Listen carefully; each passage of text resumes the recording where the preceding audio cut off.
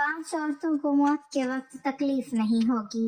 ایسی 5 عورتیں جن کو موت کے وقت تھوڑی سی بھی تکلیف نہیں ہوگی، وہ خوش نصیب 5 عورتیں یہ ہیں۔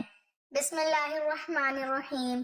5 عورتوں کو مرتے وقت تھوڑی سی بھی تکلیف نہیں ہوگی۔ وہ 5 عورتیں کون کون سی ہیں، جاننے کے لیے ویڈیو کو مکمل دیکھیے۔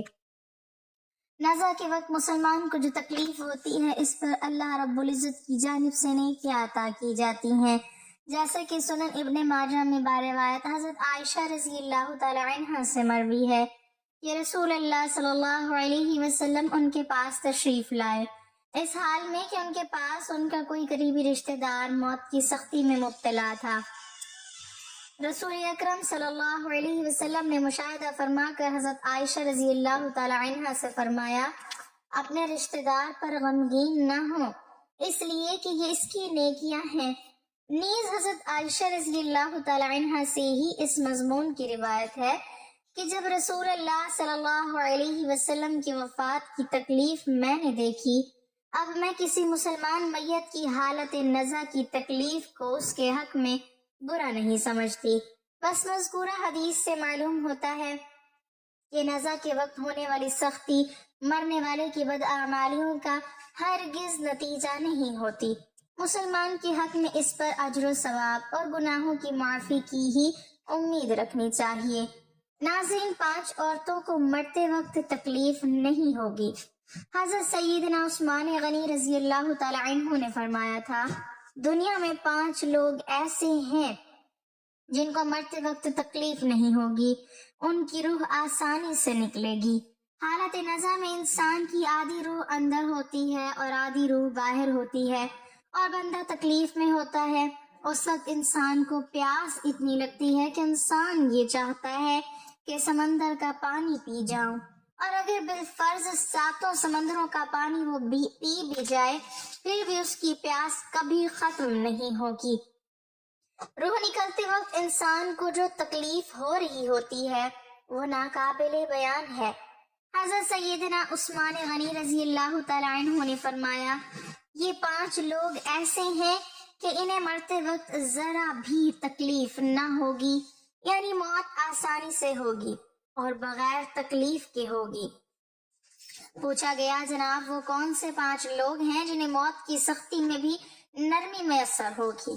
تو فرمانے لگے کہ سب سے پہلا شخص وہ جو اپنے ماں باپ کی موت کے بعد، یعنی ماں باپ کے مرنے کے بعد وراثت کا حصہ اپنی بہنوں کو پہنچانے میں جلدی کرتا ہے، یعنی وراثت کا حصہ اپنی بہنوں کو جلد اور بر وقت پہنچاتا ہے۔ ایسا نہ ہو کہ بہن کے بچے بھوک سے بلکتے رہیں اور تم بہن کے حق پر قبضہ کیے بیٹھے رہو، اور بہن اس انتظار میں رہے کہ میرا بھائی کب مجھے میرے ماں باپ کی وراثت میں حصہ دے گا۔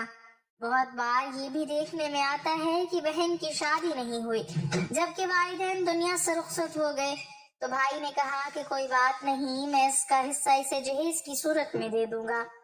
یاد رہے کہ اسلام میں بہنوں کو جہیز دینا فرض نہیں، جبکہ ان کا وراثتی حق دینا فرض ہے۔ دراصل عورتوں کو جہیز دینا یہودیوں کی رسم ہے، اسلام اس کی ترغیب نہیں دیتا، لیکن اسلام میں عورتوں کا وراثتی حصہ دینا فرض ہے۔ واضح رہے کہ والدین کے ترکے میں جس طرح ان کی نرینہ اولاد کا حق و حصہ ہوتا ہے، اسی طرح بیٹیوں کا بھی اس میں شرعی حق و حصہ ہوتا ہے۔ والدین کے انتقال کے بعد ان کے ترکے پر بیٹوں کا خود تنہا قبضہ کر لینا اور بہنوں کو ان کے شرعی حصے سے محروم رکھا ناجائز اور سخت گناہ ہے۔ بھائیوں پر لازم ہے کہ بہنوں کو ان کا حق و حصہ اس دنیا میں دے دیں، ورنہ آخرت میں دینا پڑے گا، اور آخرت میں دینا آسان نہیں ہوگا۔ حدیث مبارک میں اس پر بڑی وعیدیں آئی ہیں۔ حضرت سعید بن زید رضی اللہ تعالی عنہ فرماتے ہیں، رسول اللہ صلی اللہ علیہ وسلم نے فرمایا، جو شخص کسی پر بالشت بھر بھی زمین بھی از راہ ظلم لے گا، قیامت کے دن 7 زمینوں میں سے اتنی ہی زمین اس کے گلے میں توق کے طور پر ڈالی جائے گی۔ ایک اور حدیث مبارک ہے، حضرت انس رضی اللہ تعالی عنہ فرماتے ہیں، رسول اللہ صلی اللہ علیہ وسلم نے فرمایا، جو شخص کسی کی میراث کاٹے گا، یعنی اس کا حصہ نہیں دے گا، تو اللہ تعالیٰ قیامت کے دن اس کی جنت کی میراث کاٹ لے گا۔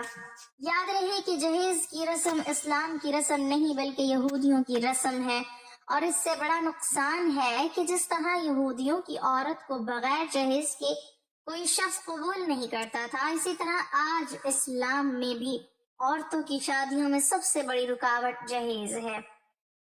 غریب آدمی کی بیٹی بیٹھی بیٹھی بوڑھی ہو گئی کہ جہیز کا کوئی بندوبست نہ ہو سکا۔ اسی طرح اگر کوئی شخص یہ کہے کہ میں بہن کا وراثتی حصہ تو نہیں دے سکتا، البتہ جب اس کی شادی کا وقت ہوگا تو جہیز دے دوں گا، لہٰذا فرمایا گیا کہ بہنوں کو بر وقت حصہ دینے والی کی روح موت کے وقت بڑی آسانی سے نکلتی ہے۔ ایک عورت کا بھائی فوت ہوا تو اس عورت نے بہت اصرار کیا کہ مجھے بھی قبرستان لے چلو، میں بھی اپنے بھائی کی قبر پر جانا چاہتی ہوں۔ خیر اس کے اس اصرار کو قبول کیا گیا اور اسے قبرستان میں اسی جگہ لے جایا گیا جہاں اس کے بھائی کی تدفین ہونے والی تھی۔ اس کو دیکھتے ہی دیکھتے میت کو قبر میں اتارا گیا اور اس کے بھائی کو مٹی کے سپرد کیا گیا۔ جب دعا کی باری آئی تو تمام عزیز و اقارب کے سامنے اس کی روتی ہوئی بہن نے آسمان کی جانب اپنے ہاتھ اٹھائے اور آسمان کی جانب دیکھا، اس کا دل رو رہا ہے، آنکھیں چھم چھم برس رہی ہیں۔ اس نے ایک ایسی دعا کی کہ لوگوں کے مردہ ضمیروں کو جگا دیا۔ روتی ہوئی بہن نے آسمان کی جانب دیکھ کر فریاد کی کہ اے میرے مالک، اے انصاف کرنے والے، آج میرا بھی انصاف کر دے۔ رو رو کر کہنے لگی، میرے مالک تم میرے اس ظالم بھائی کو اپنی رحمت سے دور رکھنا، ایسے دور رکھنا جیسے اس نے میرے والدین کی وراثت سے مجھے دور رکھا ہے۔ میرے بچے بھوک سے بلکتے رہے لیکن اس ظالم کو میرے بچوں پر ذرا بھی ترس نہ آیا۔ میں اپنے بچوں کو حرام جانور کا گوشت کھلانے پر مجبور ہو گئی۔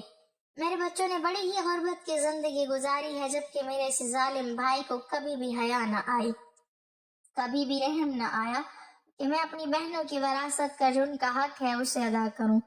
اے میرے مالک تو آج انصاف کر دے، اور جس طرح اس نے میری وراثت کے حق سے مجھے دور رکھا ہے اسی طرح تو اسے اپنی رحمت سے دور کر دے۔ تو ناظرین صرف ایک لمحے کے لیے اپنے دل پر ہاتھ رکھ کر یہ سوچو کہ جب تم اپنی بہنوں کو ان کے وراثت کا حق ادا نہیں کرو گے تو کیا تمہاری بہنیں تمہارے لیے مغفرت کی دعائیں کریں گی یا جہنم کی دعائیں کریں گی؟ بہن کے لیے ظالم بن کے مرو گے یا مظلوم بن کے؟ ناظرین بہن کا حق کھانا ایسا ہے جیسے خنزیر کا گوشت کھانا ہے۔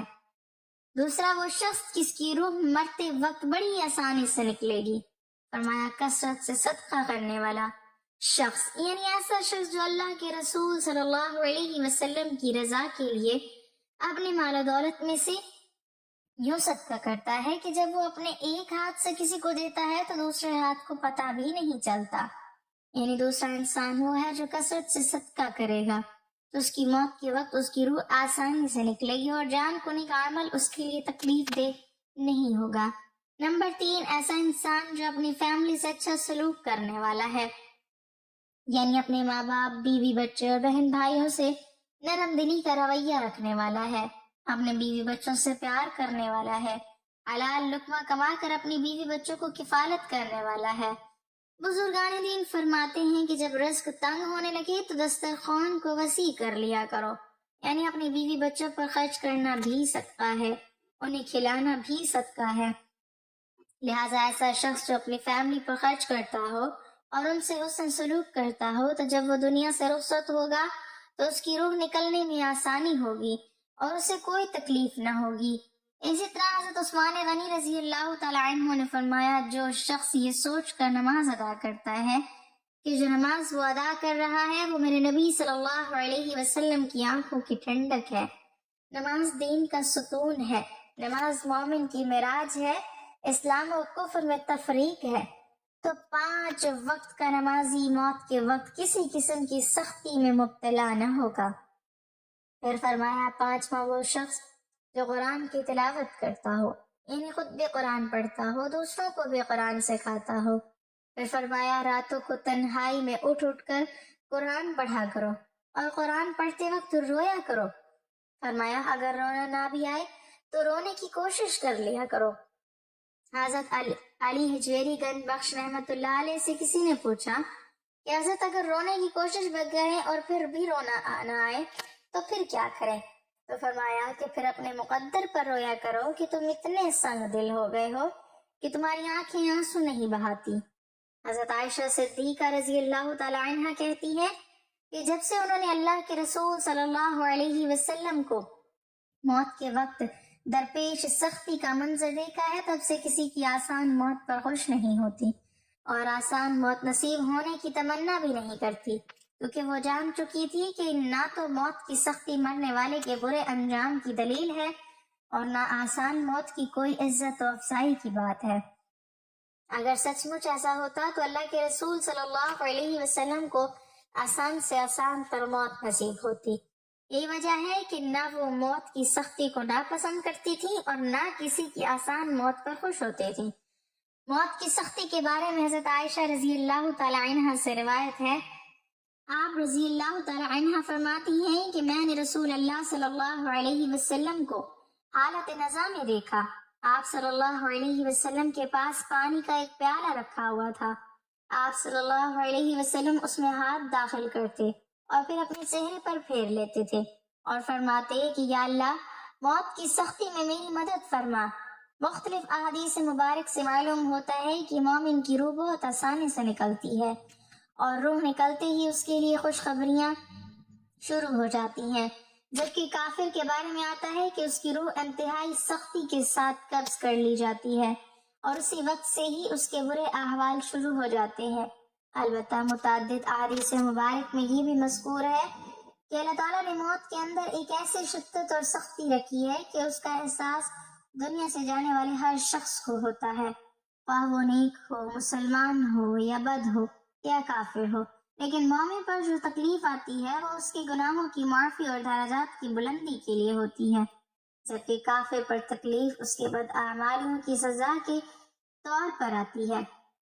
چنانچہ ایک حدیث میں آتا ہے کہ مومن گناہ کرتا ہے، اسی وجہ سے اس پر موت کے وقت سختی کی جاتی ہے تاکہ اس کے گناہوں کا کفارہ ہو، اور کافر بھی نیکی کا کام کرتا ہے تو اس پر اس کی موت کے وقت کچھ آسانی کر دی جاتی ہے تاکہ اس کے ان اچھے کاموں کا بدلہ ہو۔ اس حدیث سے یہ بات معلوم ہوتی ہے کہ ہر شخص کی موت اس کی دنیا میں کیے گئے اچھے اور برے اعمال کے مطابق ہوتی ہے۔ تاہم حضرات علماء کرام اور محدثین رحمۃ اللہ علیہ نے یہ لکھا ہے کہ مومن کو جو بھی تکلیف ہوتی ہے، خواہ وہ تکلیف اس کے گناہوں کی بخشش کے لیے ہو یا اس کے درجات کی بلندی کے لیے ہو، وہ حالت نزا عین روح نکلتے وقت سے پہلے ہوتی ہے، اور جب اس کی روح نکل رہی ہوتی ہے تو اس وقت اللہ تعالیٰ اس کی تمام تکلیفوں کو دور فرما کر سہولت اور آسانی سے روح قبض کر لیتے ہیں اور آنے والے مراحل بھی آسان فرما دیتے ہیں۔ فقط واللہ اعلم۔ اللہ پاک سے دعا ہے کہ ہم سب مسلمانوں کی موت کے وقت کی سختیوں کو دور فرما کر ہمارا خاتمہ ایمان پر نصیب فرمائے، آمین۔ ناظرین، کمنٹ باکس میں اللہ تعالیٰ کے 99 ناموں میں سے ایک نام ضرور ٹائپ کریں۔